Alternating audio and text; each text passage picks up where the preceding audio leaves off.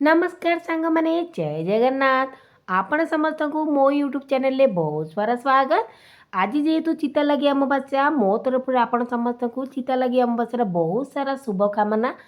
आज समस्त घरे निहती भाव चितौ पिठा प्रस्तुत होता आ समस्त बनइबार शैली अलग अलग। आज मु नुआ उपाय प्रस्तुत करी दुई प्रकार चितौ पिठा। निहती भाव भिडियो को शेष पर्यटन देखो पिठा बनवा स्टार्ट करवा। आपण मैंने देखिपारे एपटे मुझे 500 ग्राम अरुआ चाउल ताको परिष्कार भाव में 5 ରୁ 6 थर धोई नहीं आउ टे भल पा पूरा 5 ରୁ 6 घंटा भिजापी छाड़ी सेपटे चाउल भिजुची ता भितर मुझे नड़िया आउ छेनार पुर प्रस्तुत कर तापर आपण मैंने देखिपारे एबे मोर अरुआ चाउल भिजबार 4-5 घंटा हो गला।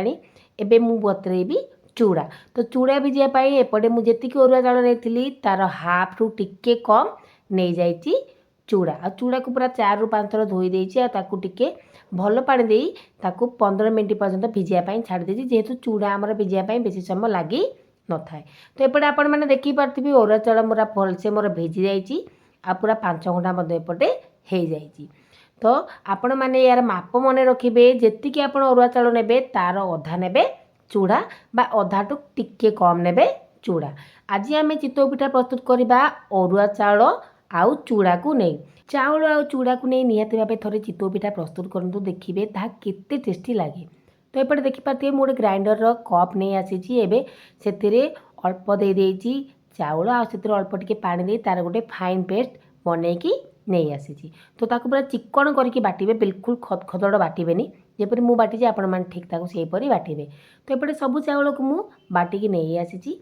आउ आपण मैंने कौन चितौ पिठा करते निहती भाव कमेंट सेक्शन में कहे। मु तो आज चाउल आउ चूड़ा को नहीं प्रिपेयर कर पिठाटी आप नुआ देखुं तो निहती भाव थे ट्राए करूँ सांग मैंने ये पिठाटी खावाई सतरे बहुत ही टेस्टी लगी था। एपटे चाउल पटा मोर सरीगला सेपटे आपण मैंने देखिपारे चूड़ा भलसे पूरा भिजी जाइए। चूड़ा को से सामान कप्रे दे देइछि एवं ताकू एबे मु बाटिकी नहीं आसी। आ चूड़ा को पूरा भलसे चिकन करके बाटे। आपण मैंने तो चाहिए चाउल आउ चूड़ा को मिक्स करके बाटी पारे।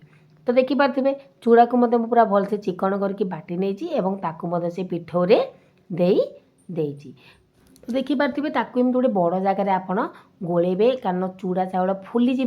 तो निहती भाव ताकू बड़ जगार आप गोलेबे। तो देखिपारे चूड़ा आउ चाउल को बाटी सारापर हाथ में देखो मुझे भलसे पूरा एमती मिसई नौची जेपरिक चूड़ा आउ चाउल भलसे पूरा मिसीज आकु पूरा 2 ରୁ 3 मिनट हाथ में भलसे मिसई नौची।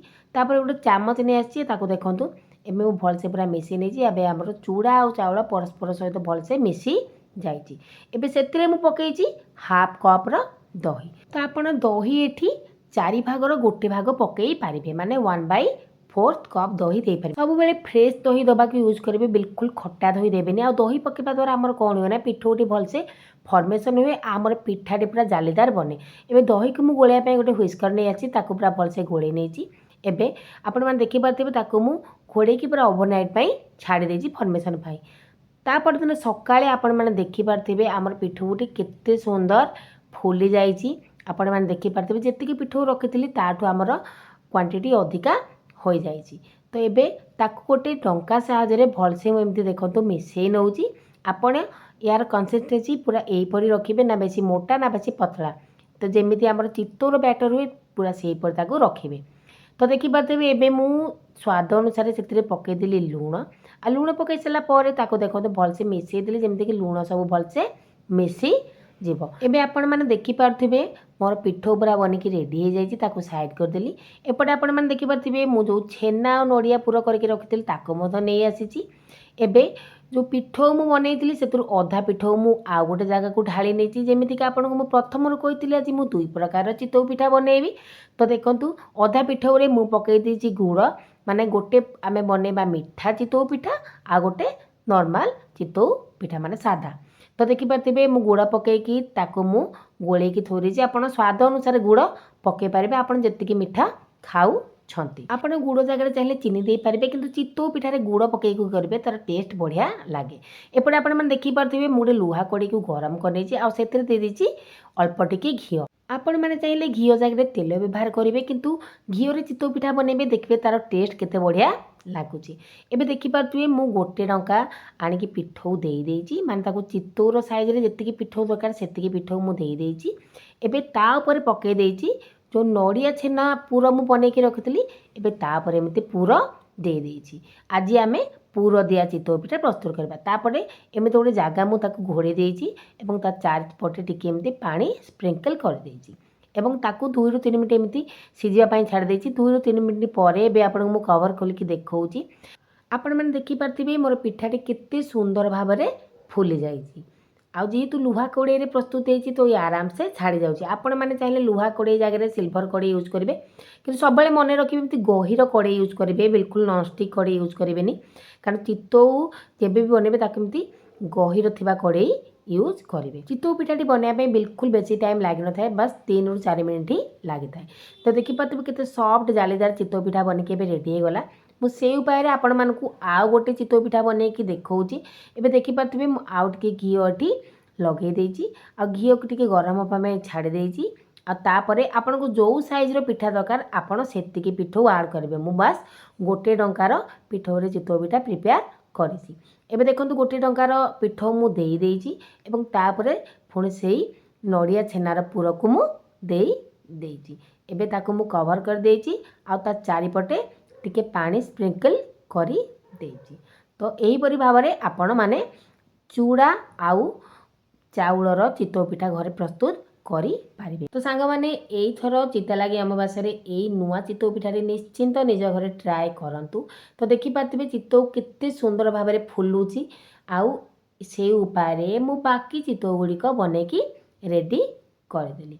जमीक आपको फास्ट बतई मु गोटे मिठा चितौ बनइबी आ गोटे साधा चितौ बनइबी। एबे मिठा चितौ पिठा चाल बनइबा से समान कड़े आउ टिके घी मुदेदेली आ घी को टिके समय गरम होगा छाड़देले। एबे जो मिठा पिठौटे आम प्रस्तुत करते माने गुड़ देकी जो पिठौटे आम प्रस्तुत करते से गोटे टंकार पिठौ नहीं मु देदेवी आ दे सारा ताकू टिके स्प्रेड करनेबी। स्प्रेड कर नहीं सारापर एबे जो पूरा आम प्रस्तुत करते नड़िया और छेनार पूर ताकू तापर एमती देदेवी। देखो पूर दे सारापर ताकू गोटे जगार मुझे कवर करदेवी आपर टिके पानी स्प्रिंकल करके 2 ରୁ 3 मिनट सीझापी छाड़देवी। जमीक आपको कही चितौ पिठा आमर बनवाई बिल्कुल बेसी टाइम लगी न था। तो 2 ରୁ 3 मिनट पर एपटे मु कवर खोलिकी देखिली आमर पिठाटी एकदम बढ़िया से फुली जाइए।